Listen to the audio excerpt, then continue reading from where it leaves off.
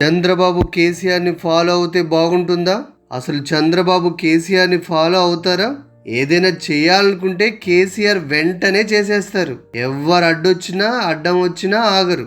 ఆలస్యం ఉండనే ఉండదు. కానీ చంద్రబాబు విషయంలో మాత్రం అది జరగదు.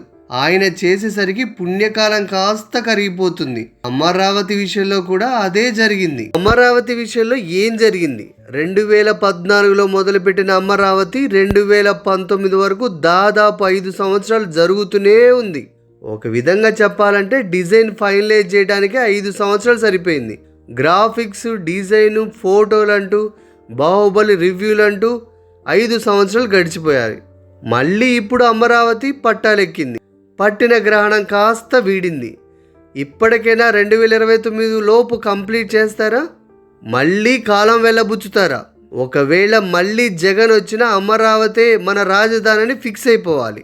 అంతేకాక తాత్కాలిక భవనాలు నిర్మించుకుంటూ పోయి కాలం మాత్రం గడపకూడదు. హైదరాబాద్లో సచివాలయం చూడండి. కేసీఆర్ అనుకున్నదే తరువయు ఎవరు అడ్డు చెప్పినా, ఎన్ని విమర్శలు చేసినా 5 సంవత్సరాల్లో స్టార్ట్ చేసి కంప్లీట్ చేశారు. కేసీఆర్ అదృష్టం బాగోలేక దాంట్లో అడుగు పెట్టలేకపోయారు, కానీ లేకపోతే ఎంతో సంతోషించేవారు. కాంగ్రెస్ సచివాలయాన్ని కాదనలేక కంటిన్యూ చేస్తుంది. అలాగనే బాబు కూడా వీలైనంత త్వరగా అసెంబ్లీ, సచివాలయం, హైకోర్టు, పర్మనెంట్ స్ట్రక్చర్స్ పూర్తి చేయాలి. మిగతావన్నీ వాటంతటవే వస్తాయి. ఇంకా సింగపూర్, స్విట్జర్లాండ్ అంటూ టైం వేస్ట్ చేయకూడదు. 2-3 సంవత్సరాల్లో అన్నీ కంప్లీట్ అయిపోవాలి.